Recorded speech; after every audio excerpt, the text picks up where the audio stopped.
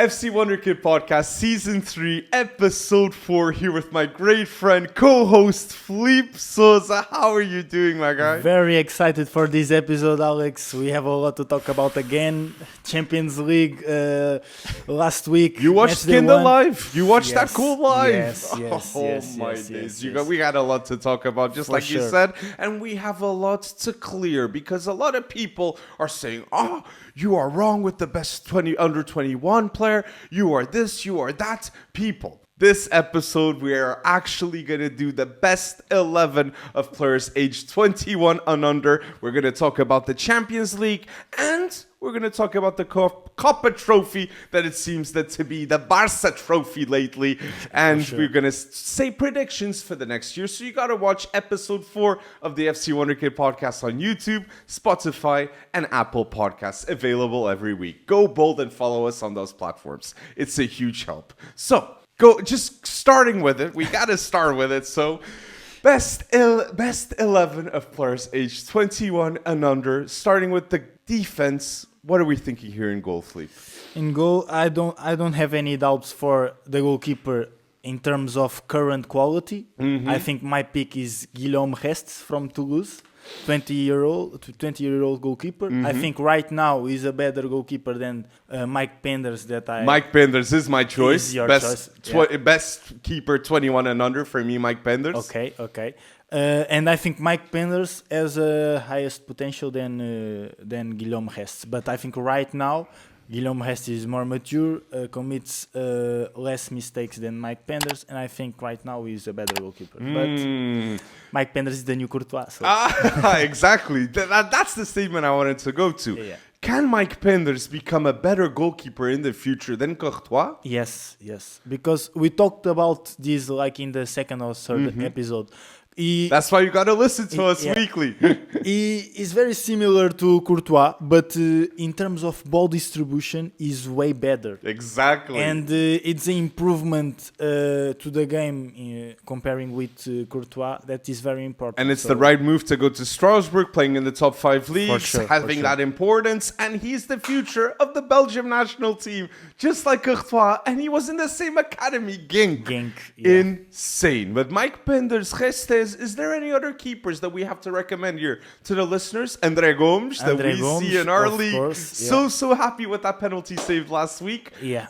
And Dennis Simon also, he's decent keeper to watch. Decent keeper, yeah. I think Andre Gomes has a highest potential comparing with Dan. But I think when I'm talking about Andre Gomes, I think it's very important the context of his development, because I think he needs to play, and thank God Benfica realized that and put him on Woolen, and I think this Woolen in Alverca is going to be very good for his development. It's a good loan move, for sure. I agree. Good choice for his career and for his development, and I think Andre Gomes is going to be a top goalkeeper. So, here with our defense, I go Mike Penders, you go Restes. Left back, we both go Balde. We both go Balde. No. No, but I think I'm. You'd put Balde instead of Kerkez. Balde is a better left back than Kerkez. I think in terms of potential, I agree with you. Balde is going to be a better left back than Kerkez. But I think he's fighting injuries, Balde. It's very close. I put here Kerkez. And would Carreras be ahead of Kerkez? So yes, I think so. But he's 22. He's 22. Yeah, but this beginning of season of Carreras proved me wrong a little bit, because I thought, he made a very good season with Benfica last season, but it's Liga Portugal. It's very different than La Liga and Premier League. True. But it proved me wrong. He is one of the best players of this beginning of season of Real Madrid. For sure. Very important to this Real Madrid team. And 6 games, 6 wins. He is being very Great important. start with Xabi Alonso. Yeah, but who's your left back, so? Milos Kerkez. Kerkez, the choice. Yeah. And double center backs, we agree that the center back duo, center back duo 21 and under, undisputed, okay? No doubt. It's Kubarsi and Dinoisen. For sure, yeah. And at right back, who's your choice? I put Rico Willis from Manchester City. See, obviously, I think Rico Lewis is the biggest name of right backs, but I want to mention Albert Costa, that I think he's made the right move to go to Porto. Javiero Reed at Feyenoord, I think he's outstanding, and he's a name that FC Wonderkid listeners, you gotta watch out. But yes, I go Rico Lewis, but I don't think he's really a right back. You know what I mean? Because he can play in midfield a lot of times. And I think he played as an inverted fullback in the Pep Guardiola system. Exactly. And I think in the future we're going to see him a lot more in the midfield. Let's see. And Archie Gray is another one of those names that plays at right back, but also played at midfield too. And we've seen him be so adaptable and play many positions. But you guys, who's the best right back 21 and under? Is it Rico Lewis? Is it Javiero Reed? Is it Alberto Costa? I have here Hector Fort, also a Barcelona. He doesn't play, but when he has the chance. To Elche. Yes. Exactly. And very good choice for him to have some minutes in La Liga. Very good choice. Hector Fort could be a sleeper this season on loan at Elche, like you're mentioning. He could go back to Barcelona next season and say, "Look, now I am the right back of Barcelona." Put Conde with Kubarsi. For sure. Ronaldo Araújo, he's been pointed out as a weakness for Luis Enrique in those videos doing the strategies. But yes, best defense 21 and under in football. Mike Binders for me. Then I go with left back Balde, Dinois and Kubarsi, center back duo, and right back Rico Lewis. But I want to mention Javiero Reed. And the best under 21 defense in the world is, in my opinion, Guillaume Restes, Milos Kerkez, Pau Kubarsi, Dean Oysen, and Rico Willis. Let's see who the people agree with here, Felipe. Yeah, I think got a lot of similar choices. I have to say, the right back position in terms of potential, I think Javiero Reed could be here in terms of potential. In terms of current quality, like I said, I think Rico Lewis is a very... The technique, the passing, what he brings to the game, I agree. He's a different breed type of player. And even for the England under-21s, we see Rico Lewis there, he's completely different from the others. But now, best midfield. We're playing 4-3-3, right, Felipe? Right. I have like a number 6, a number 8, and a number 10. A 6-6, a 6-8, a 8-10. Yeah. Midfielders that can play many positions. Okay, so I'm going to start here. I went bold, and then this is the thing. When you do best 21 and under, players 11, it's inevitable to have snubs. So people that are screaming at home, why don't you have this player? Why don't you have this player? That's going to happen. And that's why it's a challenge. So a like is a huge help for us, okay, here at FC Wonderkid to do more of these challenges and common challenges that you'd like to see too. So my best midfield, 21 and under, must be there. João Neves, mandatory. I go also Adam Wharton instead of Baleba. And the 10 is a big discussion between Mastatuono, Nico Paz, Arda Güler. And I'm going to go bold and say I can see in the future, in 1-2 years, this being the right answer. Franco Mastatuono, in my opinion, that number 10, the man who's going to make the difference at Real Madrid long-term, in my opinion. Okay, I agree with you. I think going for Mastatuono is thinking a lot about of the potential, I think. But I agree with you. But I think even Xabi, also agrees with me when I say this. When he plays in the La Liga match first, and he plays in the Champions League. For sure. Xabi trusts a lot in Franco Mastatuono already. So, yeah, it's a good point. And I think my picks in the midfield, if I was talking only about potential, my picks would be Marc Bernal, João Neves, and Franco Mastatuono. What a midfield. People need to respect Marc Bernal. This is not propaganda of Barcelona that we're doing. This is a generational talent potential that he has. For sure. He's the Busquets regen, and I think in his game a little bit of improvements comparing with Sergio Busquets. He's more aggressive, for example. Look, this is interesting too. Like a Warren Zaire-Emery, would he be in this midfield too? No. Because now that's what happened in this last year. He's been losing this importance at PSG. We've seen João Neves go to PSG and uplift that midfield. People are now having their eyebrow raised. Warren Zaire-Emery, he's that guy. I don't know. It's difficult because PSG has a lot of options in the midfield, and he lost a little bit of impact in the team. I think it's normal, but he's still young. He's still.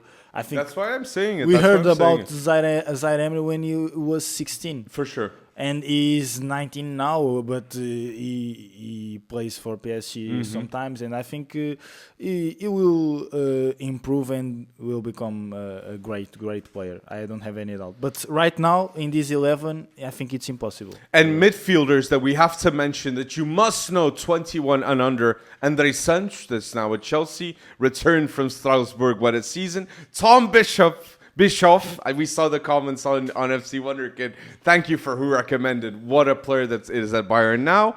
Lamine Yamal of Monaco. He can be one to watch definitely because of his work rate off ball and what he brings. A bit of a Baleba in him. Okay, if you've never watched him play. Victor Froholt. Okay.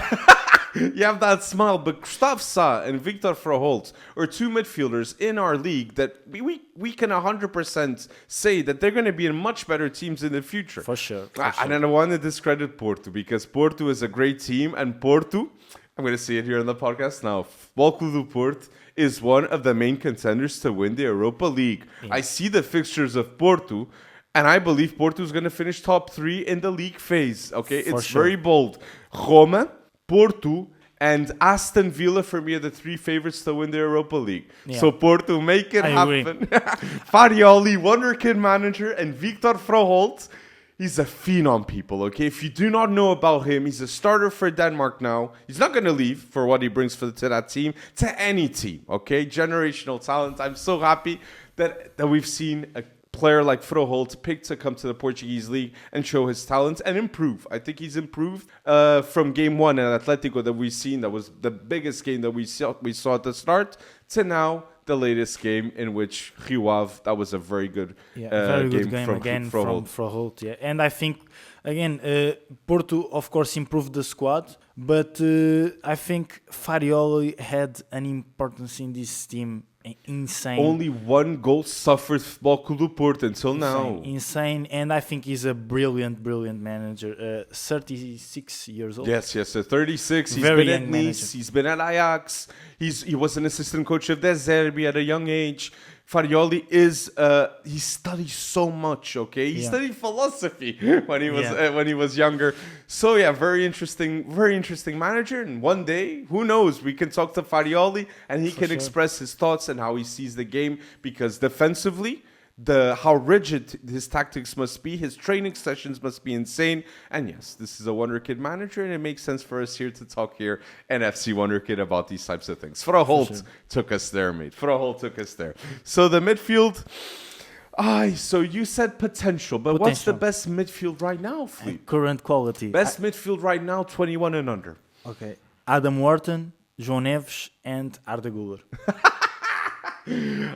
Look, Arda Güler, I love him, but I do not know. At the number 10 position, I prefer Kenan Yildiz, and there's another player that is growing on me, that it's not Franco Mastatuono. Can you guess that number 10? That is like growing on me. Max Doman?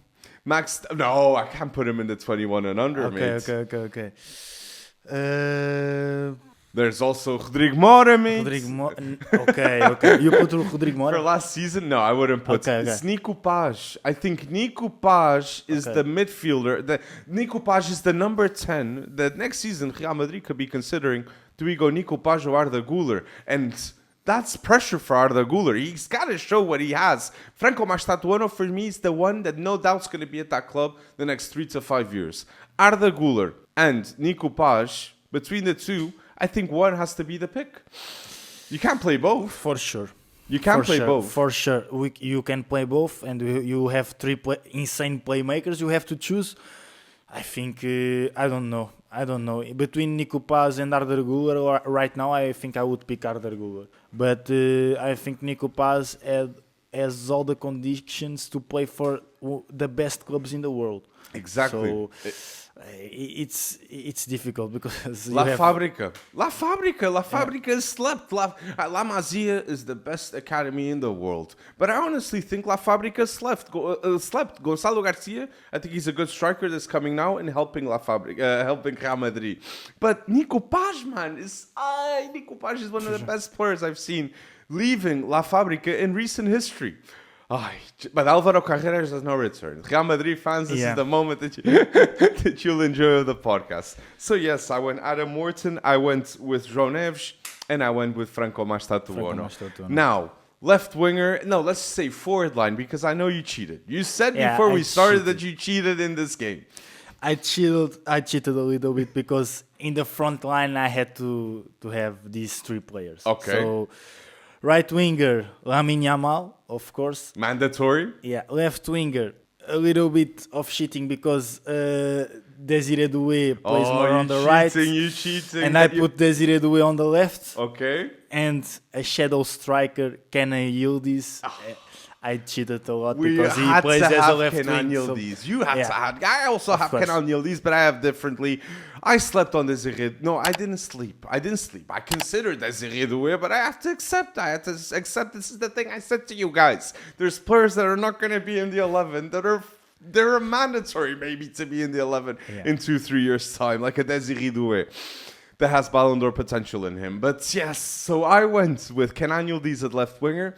I went right winger, Lamine Yamal, mandatory. But if I didn't pick Lamine Yamal, I'm going to go bold and say Giovanni Kenda. Go bold, let's bias ahead of Estevão. Portugal Ale, man. Giovanni Kenda, what he did against Kairat. For me, mandatory starter for Sporting and the youngest player, youngest Portuguese man to play in the Champions League. That is, não é por acaso. So Giovanni Kenda proved me right. But yes, Lamine Yamal in the best 21 and under 11 at right winger. But do you think, let me ask you this, Alex, do you really think Giovanni Kenda is better than Estevão? I think he's shown less than Estevão. But give him the time, give him everything that Estevão has, I think he can prove himself at the same level. Kenda has the highest potential than Estevão. I think Estevão and Giovanni Kenda both have the same potential long term. Okay. Ballon d'Or potential in them. Both. I see Kenda and Estevão both having Ballon d'Or potential in them. And that's the mad thing, okay? If we consider all right wingers in the world of football, Lamine Yamal would never leave Barcelona. But Chelsea signed every other alternative if it's not Lamine. If it's not Lamine at right winger, Estevão and Kenda, for me, are the ones that have the highest chance to compete against Lamine Yamal and Desiree Doué at PSG, obviously. Yeah, Desiree Doué is... But that's a mad talk. It's a mad talk that these two players are at Chelsea. Let me ask you other things. Sorry, Alex. Comparing... and I didn't say strikers still. With the amount of wingers and that we have, under 21 wingers in the world, it's insane. Mm-hmm. I could not put a striker in this team. But maybe I'm going a bit biased also with my striker too. Okay. But yes, you were going to ask me something, sorry. Desiree Doué or Kenan Yildiz, who do you prefer? To watch, I prefer Kenan Yildiz. Who do you think is the best right now? Between the two, I prefer Kenan Yildiz. And I honestly say this, and I don't think it's bold, I just think it's facts. Kenan Yildiz is the best player in Serie A. I have no doubts about what I'm going to say. It's Lautaro. It's Barella. It's Modric and AC Milan. My friends, start watching the new generation. Start watching the players that are changing football as we speak. The biggest mistake of Bayern Munich is letting Kenan Yildiz go to Juventus. For sure. Which I think he's better than Desiree Doué. This season, from what I watch, also Doué is now injured. But still, I think Kenan Yildiz... Again, we said it last pod. Juventus can never consider any bid for Kenan Yildiz right now, and Juventus should seriously be considered signing players like Kanuzun, signing players that can have highly good dynamics with Kenan Yildiz in the long term. Okay, so they just have to surround the team they have to make the team around Kenan Yildiz. That's the level of the player. But my striker is Samu, mate. Samu, because why am I saying Samu? Oh, he's saying a striker of the Portuguese league in the 21 and under. That's wrong. Samu ain't that guy. Samu is the most expensive signing ever in the Portuguese league, okay? For his total to get 100% to buy him, Porto had to pay a bit more. But yes, Samu, he's arrived in the league. Samu arrived at Futebol Clube do Porto at a tough time for Futebol Clube do Porto.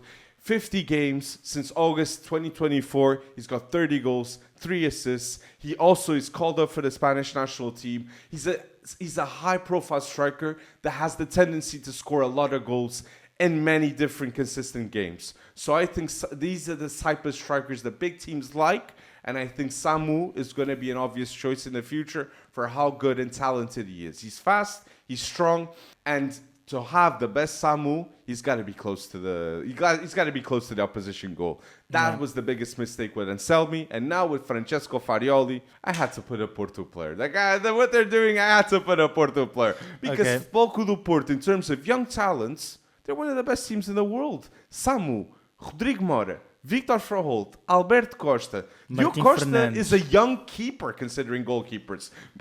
Martin Fernandes. Trust Futebol Clube do Porto. This is a great team that is being built. And Kivior, he's still young. Pedro Lima on loan. Let's see what he's going to do. But Mora, Froholt, and Samu, top talents. And let me say this, Alex. You talked about Pedro Lima, and I have to say something. Because I watched the last Under-17 World Cup. Me too. And the player who impressed me the most of the Brazilian national team, that was Estevão, Cauã Elias, Ryan from Vasco da Gama, very good player. Great player, Ryan. The player who impressed me the most was Pedro Lima at right back. Very attacking fullback. His technique is fast. He is very good. And I think it's a shame because it's a one only. And Porto don't have a buy option. And I think he is going to play more in the B team. But I think if great Porto, talent. Great talent, and if Porto had a buy option clause, and would that's be well great. mentioned, Fleet, because players that are not in the best 11 of 21 and under, but could be one day, very bold to say maybe, but Caleb Yirenki of Nordsjælland, great talent, the future of Ghana. Okay, I really like him. I see here a Dario Osorio of Midtjylland, also bold, but the future of Chile. Chris Rigg at Sunderland. Not a lot of people pay attention to him, but he could go to a top team soon, like we saw Adam Morrison being a difference now at Crystal Palace. Ryan of Vasco da Gama, top winger, explosive. He's got a great finishing. I really like him, and I wanted to mention too Breno Bidon, that I think is also a good midfielder in Brasileirão that needs a move, and I could see him getting a move soon. Yeah, I agree. But yes, some topics that I just wanted to mention here that I wanted to ask you. Young strikers. I mentioned Samu. Is there other strikers that you could see in the 21 and under? Evan Ferguson, maybe. Conrad Harder, no.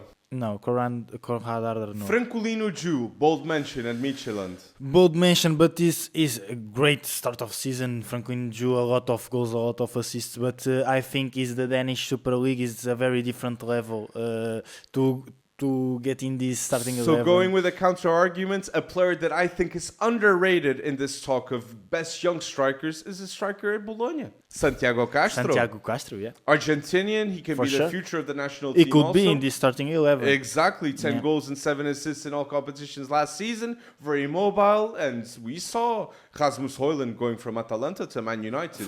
We could see Santiago Castro going to a top team outside of Serie A. But, however, I think that'd be the best choice for him staying in Serie A and maybe going to Juventus after Vlahovic leaves. Very well mentioned. I think he's very underrated because I don't see a lot of people talking about Santiago Castro. Because Bologna signed him for 12 million a year ago and people forgot from Velez Sarsfield. Yeah. Maybe if he was at Velez Sarsfield right now and with the hype of all these young players of Argentina. But, for sure. But he deserves a lot more attention, and that's why you're listening to the FC Wonderkid podcast, that we talk about players like Santiago Castro that are mandatory for you to know if you follow Wonderkids, a Chris Rigg, like we mentioned, Caleb Yirenki, and there's many other talents that we're going to talk in this podcast. But just wanted to say so. Best 11, 21 and under, I go with Mike Penders, Balde, Dean Huysen, Kubarzi, and Rico Lewis in defense. In the midfield, I go Adam Wharton, João Neves, Franco Mastatuono, and no doubt right winger, mandatory, obviously Lamine Yamal. But if I don't go Lamine, I go Kinde. Left winger, Kenan Yildiz, and striker Samu, the striker of Bloco do Porto that's going bold, and the future of the Spanish national team. Okay. My best starting 11 of under 21 players in the world is Guillaume Restes in the goal, Milos Kerkez left back, the Spanish ball-playing centre-back duo, of course, Pau Cubarsí and Ian Oysen. Then at the right back, Rico Willis. In the midfield, Adam Wharton, João Neves and Arda Güler. And I cheated in the front line, but I will put Lamine Yamal right winger, left winger Desiré Doué, and the shadow striker Kenan Yildiz to complete this. What a team, man. What a team that you just said right now, Philippe. But you tell yours in the comment section, and we will answer on YouTube. Thank you for listening until now to the FC Wonderkid Podcast episode 4. Now, obviously the Ballon d'Or is the big talk. Is it going to be Dembele? Is it going to be Lamine? This, that, and the other thing. But we're FC Wonderkid. We got to highlight more the Kopa Trophy, guys. Yeah. Because the Kopa Trophy is an interesting trophy that has been awarded since 2018, which the first winner, it makes sense, was Kylian Mbappe of the Kopa Trophy in 2018. Then De Ligt won in 2019.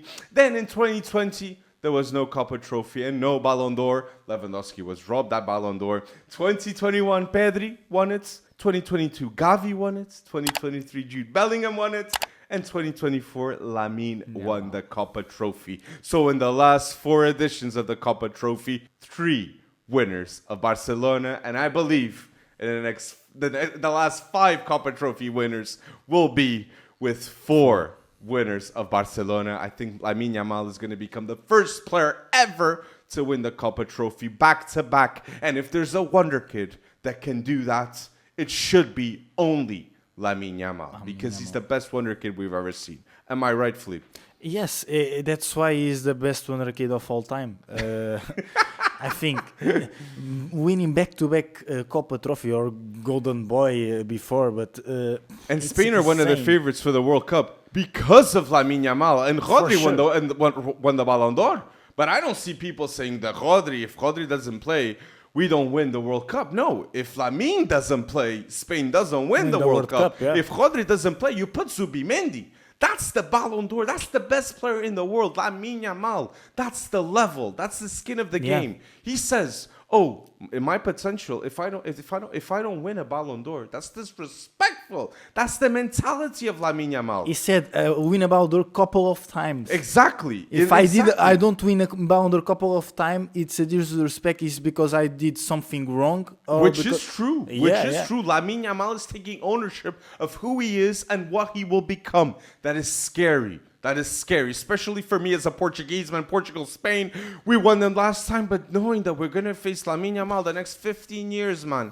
We know that the World Cup is a very different conversation. Exactly. It's a very different context. Let's see what's going to happen. But if Lamine Yamal doesn't win the Kopa Trophy, who should win the Kopa Trophy in your opinion, Philippe? I think João Neves, without any doubt, because was the best... after Lamine Yamal was the best under 21 player in the world last season. I'd say this is bold for some people, but it should be facts. João Neves was the best signing of last season in football. For sure. For what he did in such a short period of time, he's embraced the culture of PSG. He's a fan favorite because he's disciplined, he's talented, and he loves the situation that he's in. He loves being at PSG. He loves being coached by Luis Enrique. He loves having attacking options in front of him like Dembele. He loves having the best fullback duo in the world with Nuno Mendes and Hakimi. João Neves knows that he's privileged to be in such a big club, and he owns it. PSG are also privileged for having such a talent like João Neves, which 50 to 60 million he was signed from Benfica. That's a bargain now. That is a bargain now, João Neves. It's a bargain, yeah. So you would say João Neves winning the Copa Trophy if it wasn't Lamine. I agree. And João Neves deserves a lot more attention. But the bookies are saying that Desiré Doué is the player that if Lamine doesn't win it, Desiré Doué wins it. Is this what we think happens with Dembele and Vitinha? Yes. Again, we Look, in the Ballon d'Or, Dembele is going to win it, but we think Vitinha. In the Kopa Trophy, Desiré Doué would win it if it's not Lamine, but we think João Neves should win it. The Portuguese are being disrespected here. Again, we talked about that last episodes. I think for you to win an individual award like this, you have to get numbers, goals, assists, and it's difficult for a player like Vitinha or a player like João Neves score 20 goals in the league. They get different numbers. Pass accuracy, pass the heat map is everywhere. The amount of balls that they recovered in the game. But those stats are not important for these awards because they offer different solutions for the teams that they're playing. And I think João Neves was way more important than Desiré Doué. Of course, in the final, Desiré Doué made a masterclass, an authentic masterclass. And don't get me wrong, Desiré Doué is a top player. Ballon d'Or potential, we mentioned. Top player. But I think in terms of impact in the season of PSG, João Neves was way more important. I completely agree with what you just said. But yes, let us know down below. What are you thinking about the Kopa Trophy? Saying here the nominees, it's Miles Lewis Skelly, Rodrigo Moura, João Neves, Lamine Yamal, Kenan Yildiz. He had to be here, Kenan Yildiz. Boadi, the Lille midfielder, Pau Cubarsí, Desiré Doué, Dean Huijsen, and Estevão of Chelsea. So this is a very interesting list, and phenomenal talents are all around this list. So yes, let us know down below, what are you thinking of the Kopa Trophy? Do you agree with what we said? Do you disagree? Let us know. And now, going here to the last topic, Champions League, because yes, we warned you guys. You listened to the FC Wonderkid podcast, episode 3. We warned you about Satbayev could impress against Sporting. We warned you about Giovanni Kenda. We warned you about Lucas Bergval. We talk about the Wonderkids, guys. This is the place that you gotta listen. And we're gonna warn you now that Atletico Madrid Frankfurt is a must-watch because of Canozun. Kairat against Real Madrid is a must-watch because we got to see how Satbayev plays against Real Madrid. And yes, a Napoli Sporting is a must-watch too for FC Wonderkid listeners because we want to see how Giovanni Kenda plays against a contest system. Am I right or not, Flip? Yeah, you are absolutely right. I think I was in the stadium talking about Sporting against Kairat to watch Kenda and Dastan Satbayev. And I watched the insane goal from Kenda. I was very close. The way that body moves and the timing, the IQ, timing, the dreaming, the fact that he can dribble, he can shoot, and he can read the game. Yeah, it's insane. He destroyed completely the Kairat Almaty team. Kenda has the potential of going to the Premier League and in 3-4 years' time having 30 goal involvements in the Premier League.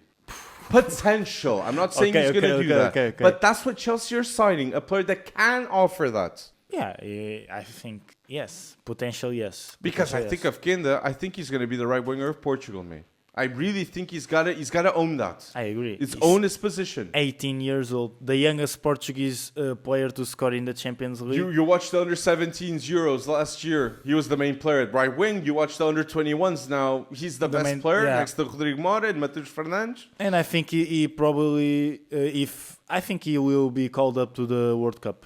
Completely. Portugal. Giovanni Kenda is playing such good football because he wants to be in this World Cup. And in my opinion, Portugal, no more Bernardo Silva at the right wing for me. You put Trincão as a starter for Portugal right winger, the best player in the Portuguese league currently, and second option, Giovanni Kenda. If you want to bring burst of pace, difference, creativity, things that you cannot see with Bernardo Silva at this age, you put Giovanni Kenda. But if you want to control a game, if you're winning 3-0, 2-0, it makes sense to put a Bernardo Silva. But honestly, I see him more being an option or a replacement for Vitinha or João Neves. I think Bernardo Silva, I like to see him play in the middle, in the midfield, but more like in the position of Bruno Fernandes, and they can't play the both if one is not on the wing. Completely. So I think it's difficult. We have a lot of options. We have João Palhinha, Vitinha, João Neves, Bernardo Silva, Bruno Fernandes, Ruben Neves, Matheus Fernandes one day maybe, Gustavo Sá one day maybe. Yeah, the future. We're good. We're doing good. For sure. But wingers, I just want that. I see Bernardo Silva as a winger. I don't feel it anymore. I want those wingers that change the pace, creativity. I just miss it. And Pedro Neto, very underrated at left wing. Rafael Leão, top if he's fit. But yes, we got a lot of options. But we're talking a lot about Kenda in Portugal. Yeah. Other players that impressed. Canuzun, Frankfurt. I said that Frankfurt can definitely upset Atletico de Madrid away. Remember when Frankfurt fans invaded Barcelona? Okay, with Oliver Glasner. They might invade Atletico de Madrid when they Metropolitano, Frankfurt fans once again, and upset Atletico de Madrid. Am I too bold saying this? No.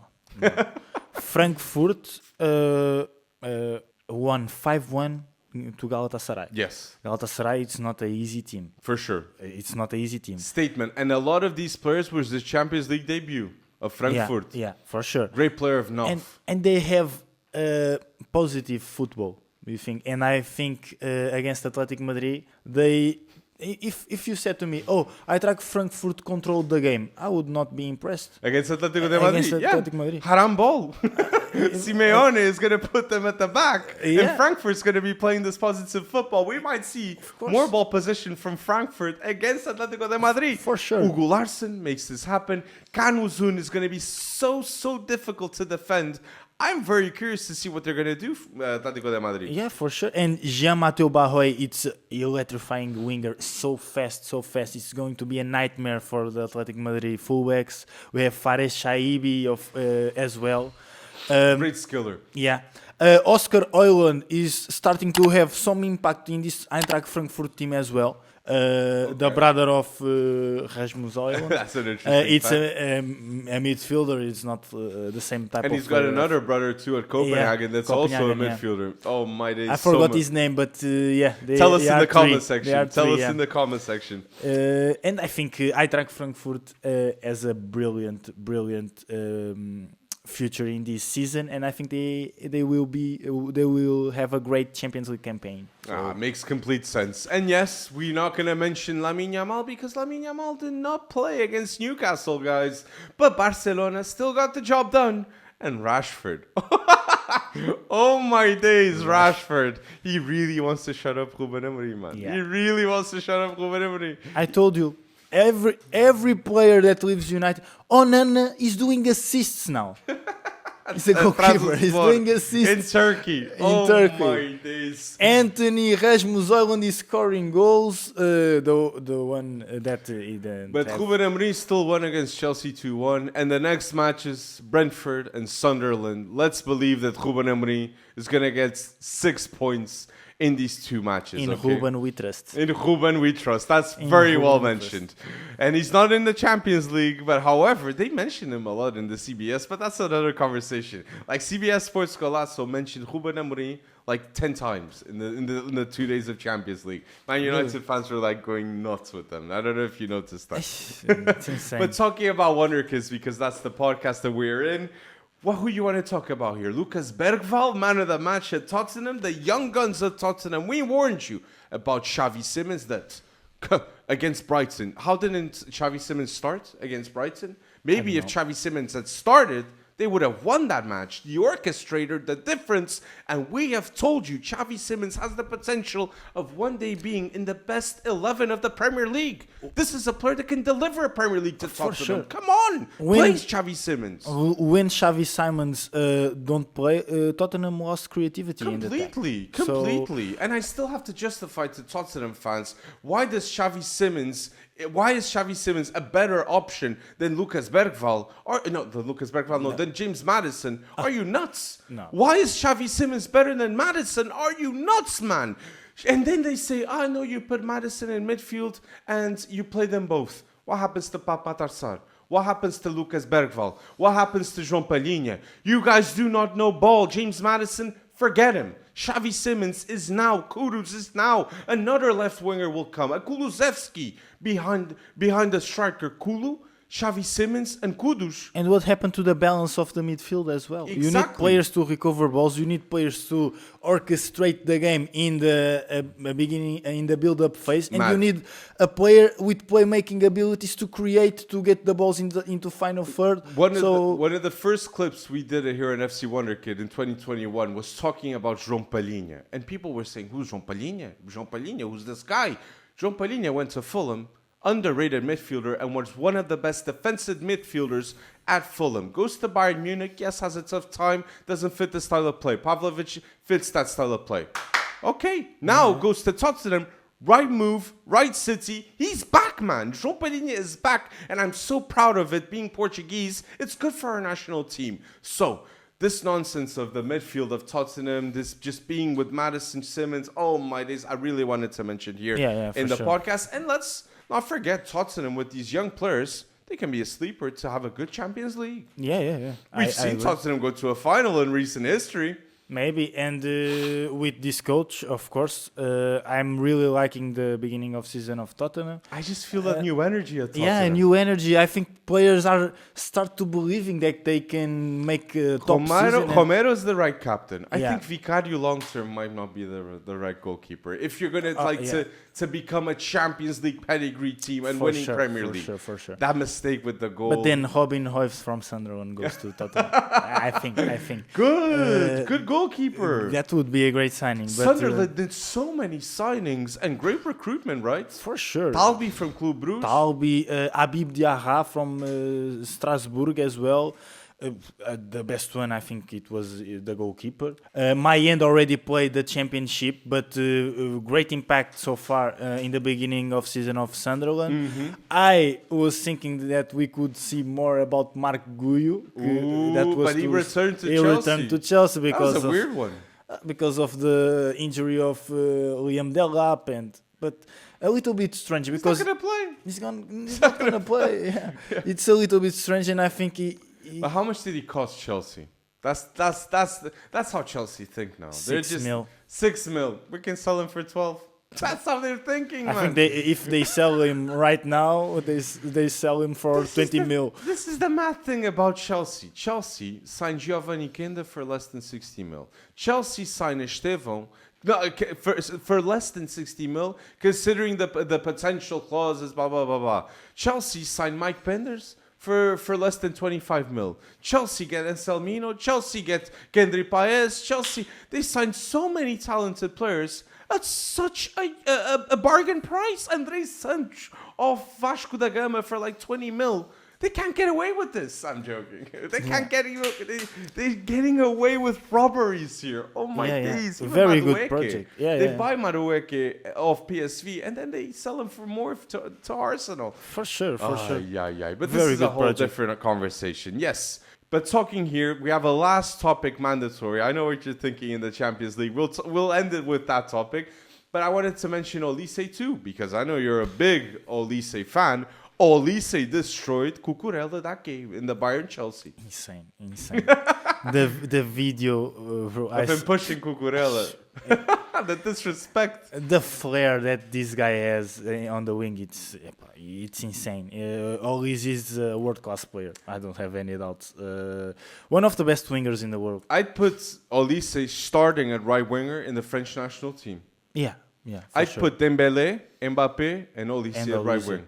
I'm sorry, Desiré Doué, phenomenal talent, but Olise now can be a number 10 in this team. Still, I think that's a problem. That's the problem that France have. The number 10 after Antoine Griezmann. Griezmann for me is one of the most slept players in international football. He's been the engine of that midfield, especially without Pogba and Kante. When they left, Tchouameni is not as good. Camavinga. Where's Camavinga? Rabiot, he got owned by Lamine Yamal. The midfield of France can be a big issue long term, but we're FC Wonderkid. We'll talk about French talents that you need to know in the next few weeks, like a Magnus Agli-Couche that we thought he had to move off Monaco. But long story short, to say, yes, Olise should 100% start for the right wing position in the French national team. Yeah, I agree. And I think he is going to start. I think this season, last season was very good.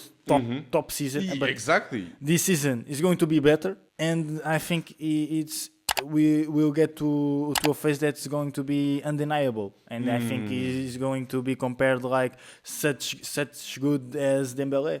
So a Ballon d'Or contender soon. Yeah, I think he's going to be, of course, Harry Kane will have higher numbers than Yes. Michael Olise, but I think Michael Olise is the most important player of this Bayern Munich team. Olise will be remembered as the best French player since Ribéry and Bayern Munich. For sure. For sure. The legacy. And For he is sure. delivering in that legacy. World-class player. Bold World class, statement. world class. Now, here at the end, we got to talk. Yes, he's not a wonder kid, but he's still young, okay, guys? And there's wonder kids playing against him, too. PSG, oh no, is it a Barca? PSG in Barcelona. Are we going to see João Neves and Vitinha own Pedri, or are we going to see Pedri go bold against Vitinha and João I don't Neves? want to answer that question. Someone has to have the ball control. Will it be Pedri or will it be João Neves and Vitinha? Would be a battle in the midfield to have the ball control, honestly, because the reaction to the loss of the ball of both teams, it's insane.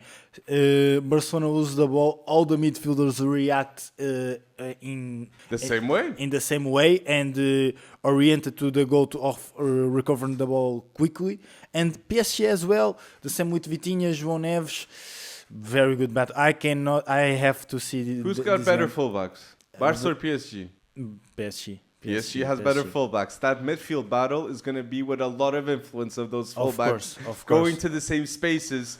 Barca course. PSG, if you are not feeling this that we're going to say right now, is the best matchup possible in football. Not Arsenal City that we're going to see now this Sunday. A great match. Great match. Yeah. Not Chelsea Man United. Not Barca Real Madrid. It's Barca PSG because the same identity both teams have. And you said it.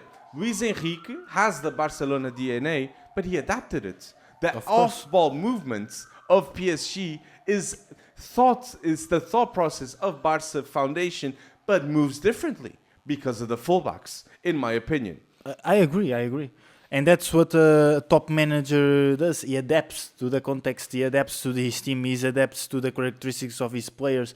And you probably don't know this, Alex, but Luis Enrique is my favorite coach. And You said Fabregas. No, Fabregas, I think, is going to be a world-class manager. I think said this. Fabregas is going to be top 5 managers in the world of football too. top five, in 5 yeah. years' time. And Fabregas, I know his idea of the game, and I agree. But in terms of a coach, is a lot of things, and I think Luis Enrique is one of the best in the world, As a maybe human the too. best as a human. And being a great human being is also very important to get the players close to you and to the team. It's very important. That's why Arteta, Pep Guardiola, Fabregas now, Hansi Flick, Carlo Ancelotti, Ruben Amorim, they all have the trust of their players because they're excellent human beings and they're disciplined and they have objectives in life. You only inspire people if you have objectives and you want to go to places that you are not currently. Yeah. And those are the type of managers that can make you believe. So these Wonder Kid managers, like you mentioned now, it's good to see now. But you don't want to. So you didn't say Pedri's gonna own Vitinha or Vitinha's gonna own Pedri in this match. But what's gonna happen at Barca PSG? So I think PSG is gonna win. Pedri, for me, is the best midfielder in the world. Let's talk about that. I agree with you, Mr. Consistent, Pedri. Yeah, the consistency is insane. And you talked about Barcelona Newcastle last week. And Oh, what a game Pedri did. the And Frenkie de Jong. masterclass, Frankie de Jong and Pedri, masterclass, insane. I watched the game and then I was seeing the stats of Yes. Pedri. Bro, insane. The amount of balls that he recovered. Yes. He made like 20 passes into final third. And because people look at Pedri and say, "Oh, he's small, he's not too good." Look at the duels. Look at the stats He of the won duels. all the duels as well. And the positioning, the reading of the game, how fast you cannot do pressure to Pedri. Yeah. He's just gonna shrug you off with his shoulder and go with the back foot. Yeah. Insane. And winning duels is not just strength. It's not just strength. It's the way your body is positioned and your position in the field. It's very important. It's not just strength. And Pedri has that. Exactly. I had to justify to people 3-4 years ago, why is Pedri a better talent than Jude Bellingham, than Wirtz? I had to say to people this because of this. And now, if you do not see that Pedri is a better midfielder in terms of ability than a Camavinga, than a Jude Bellingham, than everyone everyone that he was compared, you do not know ball, my friend. Yeah. Because Pedri, unequivocally, Mr. Consistent, like I said, is the best midfielder in the world. And if Barca is going to beat PSG, it's 100% with Pedri beating Vitinha and João Neves, that I highly doubt. And Yamal has to play as well. And that's the thing. I mean, Yamal has to play completely. Yeah. And that's the thing. Like, PSG have the players that Barca and Real Madrid will 100% dream of having with João Neves and Vitinha. I would see João Neves playing for Barcelona one day. I think Real Madrid.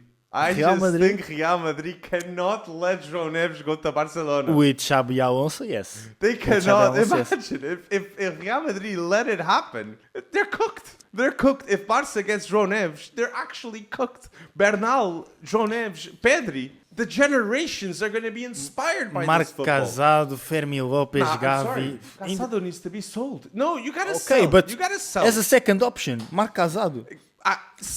Sell Gavi, Frankie de Jong, you gotta sell. This is my biggest critique that I have from Barcelona. Barcelona do not know how to sell their talents. I'm sorry. Because they keep their talents. Pablo Torre. Why do you have Pablo Torre still? Just sell Pablo Torre. Marc Casado, I would have sold.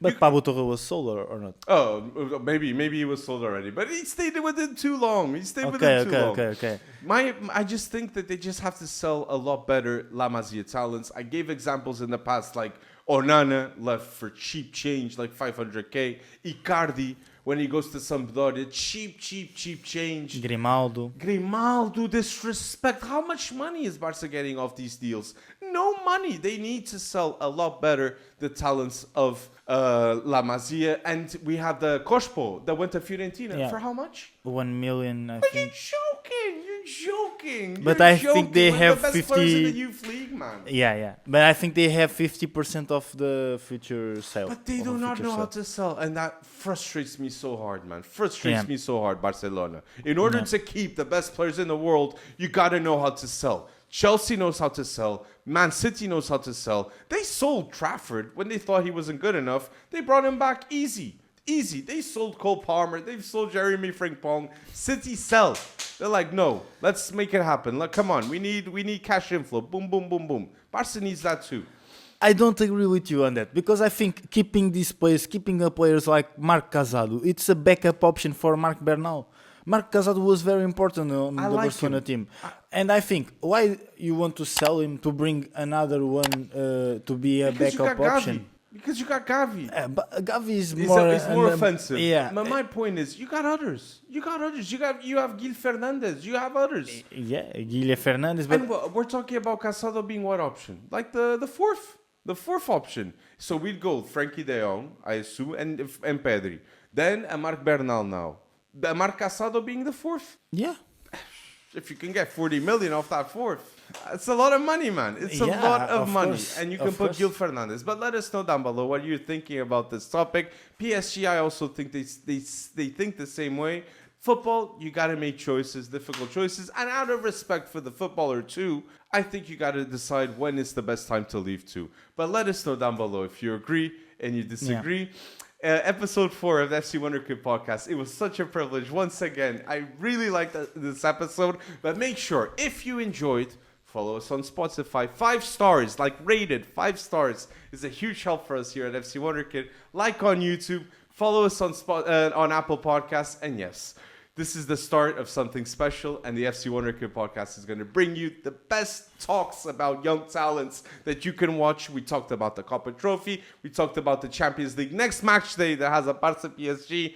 Must watch this episode. Thank you so much, Fleet, for going bold. And thank you for going bold with us, listeners, in another week.